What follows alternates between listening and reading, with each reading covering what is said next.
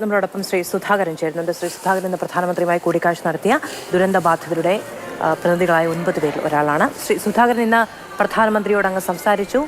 ആ അനുഭവം എങ്ങനെയായിരുന്നു? അദ്ദേഹം നൽകിയ ഉറപ്പുകൾ, അദ്ദേഹത്തിന്റെ ആശ്വാസവാക്കുകൾ എങ്ങനെയാണ് അങ്ങയെ സ്വാധീനിച്ചത്?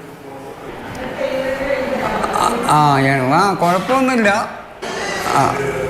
നല്ല രീതിയിൽ തന്നെയാണ് ഞങ്ങളോട് പെരുമാറിയതൊക്കെ. ഞങ്ങൾക്ക് ഇപ്പോൾ കൂടുതലൊന്നും 1 മിനിറ്റൊക്കെ സംസാരിച്ചിട്ടുള്ളൂ. അങ്ങനെ ഞങ്ങൾ തലയിൽ തൊട്ട് ആസ്വദിച്ച് വേണ്ടത് ചെയ്തു തരാം എന്ന് മറ്റുള്ളവർ തർജ്ജമ ചെയ്ത് കൊടുത്തു. ആ ഒരു വാക്ക് തന്നെയാണ് വലിയ വാക്ക് എന്ന് ഞങ്ങൾ വിശ്വസിക്കുന്നു. ഞങ്ങൾ മൊത്തം മുണ്ടക്കൈ, ശൂരന്മല ആ പ്രദേശം മൊത്തം പോയിരിക്കുകയാണ്. അപ്പോൾ ഞങ്ങൾക്ക് ഇനിയിപ്പോൾ അഥവാ ഞങ്ങളൊക്കെ ക്യാമ്പിൽ കഴിയുന്നവരാണ്. ക്യാമ്പിൽ നിന്ന് പോയാൽ തന്നെ ഞങ്ങൾക്ക് മറ്റുള്ളവർ ഏതെങ്കിലും ഒരു ഇടം നല്ലത് കണ്ടുപിടിച്ച് അവിടെ ഞങ്ങളെ സുരക്ഷിതമാക്കിയിട്ട് വേണം ഞങ്ങൾ ഈ വീടെന്തെങ്കിലും ഞങ്ങൾക്ക് കിട്ടുള്ളൂ എന്ന് ഞങ്ങൾ പ്രതീക്ഷിക്കുന്നു. എന്തൊക്കെയാണ് പ്രധാനമന്ത്രി ചോദിച്ചത്?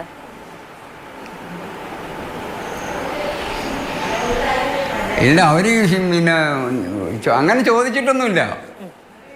എന്ന് വെച്ചിട്ടുണ്ടെങ്കിൽ അങ്ങനെ നമ്മളോട് പിന്നെ ചോദിച്ചു ഫസ്റ്റിൽ എന്താ നിങ്ങൾ കണ്ടത് എന്ന് പറഞ്ഞു. ഞങ്ങൾ 1:30 മണിയായി രാത്രി.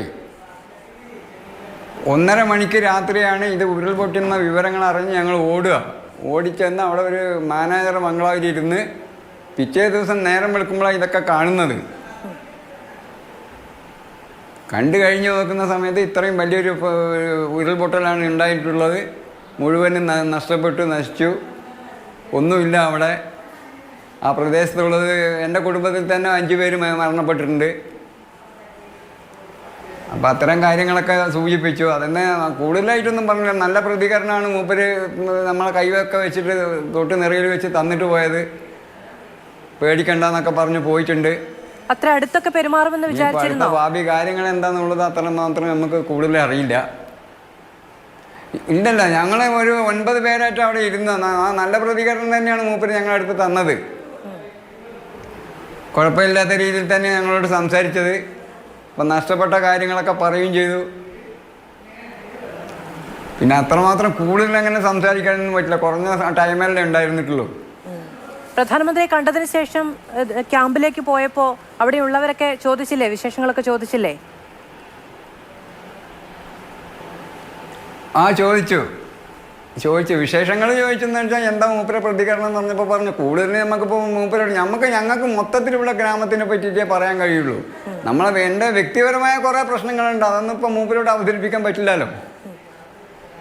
ഞങ്ങളെന്ന് പറഞ്ഞിട്ടുണ്ടെങ്കിൽ അവിടെ ഇപ്പോൾ അമ്പലമില്ല, പള്ളിയില്ല, സ്കൂളില്ല. പിന്നെ ആ പ്രദേശം മുഴുവനും നശിച്ചു പോയി കിടക്കുകയാണ്. ഞങ്ങൾക്ക് ഇനി അവിടെ പോവുകയാണെങ്കിൽ തന്നെ ഒരു കാരണവശാലും അവിടെ പോയി ജോലി ചെയ്ത് ജീവിക്കാൻ ഒരിക്കലും പറ്റൂല. ആ ഒരു അവസ്ഥയാണുള്ളത്. ശ്രീ സുധാകരൻ എന്ത് ജോലിയാണ് ചെയ്തിരുന്നത്? ഞാൻ തൊഴിലുറപ്പാണ്. ഞാൻ ഗ്രാമീണ തൊഴിലുറപ്പാണ്. ഭാര്യ HML കമ്പനിയിൽ പെർമനൻ്റാണ്. ഈ കൃഷിസ്ഥലമൊക്കെ പോയത് കൊണ്ട് ഈ തൊഴിലുമായി ബന്ധപ്പെട്ട് പ്രശ്നമുണ്ടാകുമെന്ന് വിചാരിക്കുന്നു അല്ലേ? അങ്ങനല്ല, ഇനിയിപ്പോൾ അവിടെ ആ മേഖലയിൽ ഉണ്ടാവില്ല എന്ന് വിചാരിക്കുന്നു. പിന്നെ ഞാനെന്ന് പറഞ്ഞിട്ടുണ്ടെങ്കിൽ കുറച്ച് ഒരു 10-11 ലക്ഷം രൂപ ലോൺ എടുത്തിട്ടാണ് വീട് വെച്ചത്. ആ വീടിന് ഓണം കഴിഞ്ഞ് കൂടാന്നുള്ള ധാരണയിലാണ് ഉണ്ടായിരുന്നത്. അതിൻ്റെ സകല പണിയൊക്കെ കഴിഞ്ഞ് അത് മുഴുവനും മണ്ണിൻ്റെ ഉള്ളിലാണ് കിടക്കുന്നത്. പിന്നെ കുടുംബത്തിൽ തന്നെ ഒരു 5 പേര് മരണപ്പെട്ടു. പെങ്ങളെ മോനും അവൻ്റെ ഭാര്യയും അവൻ്റെ മോനും ഒന്ന്, പിന്നെ രണ്ടാമത്തെ ഒരു പെങ്ങളെ ഭർത്താവും മകനും. അങ്ങനെ ഞങ്ങളെ കുടുംബത്തിൽ തന്നെ ഒരു 5 മരണം ഉണ്ടായിരുന്നു. ഏത് ബാങ്കിൽ നിന്നാണ് അതിൻ്റെയൊക്കെ വേദന. പിന്നെ അതിൻ്റെ ശേഷം അങ്ങോട്ട് പോയി നോക്കിയിട്ടൊന്നുമില്ല. ഏത് ബാങ്കിൽ നിന്നാണ് ലോൺ എടുത്തത്?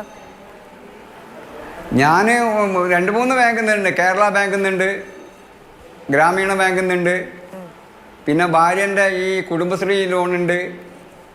അതൊക്കെ ഇപ്പോൾ കിട്ടിയിട്ട് കുറച്ചേ ആയിട്ടുള്ളൂ.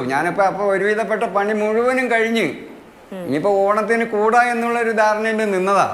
ശരി, ഈ വായ്പകൾ അടക്കമുള്ള കാര്യങ്ങളിലൊക്കെ ഉദാരമായ സമീപനം സ്വീകരിക്കാൻ സ്വന്തമായിട്ട് പേഴ്സണലായിട്ട് സർക്കാരൊക്കെ ഒരുങ്ങുന്നുണ്ട്. മാത്രമല്ല ലോണുകൾക്കൊക്കെ ഇൻഷുറൻസ് ഒക്കെ ഉണ്ടെന്നാണ് നമ്മൾ മനസ്സിലാക്കുന്നത്. അതല്ലെങ്കിൽ തന്നെ ഈ മറ്റ് വായ്പകളുടെ കാര്യത്തിലാണെങ്കിലും അടിയന്തരമായ ഒരു പ്രശ്നമൊന്നും ഉണ്ടാകില്ല. അത് അടയ്ക്കാനൊക്കെ അല്ലെങ്കിൽ എഴുതി തള്ളാനോ ഒക്കെയുള്ള ഇടപെടൽ ഉണ്ടാകും സർക്കാരിന്റെ ഭാഗത്തുനിന്ന് ഉറപ്പുണ്ട്. അതുകൊണ്ട് നമുക്ക് ഇത്തിരി സമാധാനമായിട്ടിരിക്കാം കേട്ടോ. വളരെയധികം നന്ദി ഞങ്ങളോട് സംസാരിച്ചതിന്. ഓക്കെ.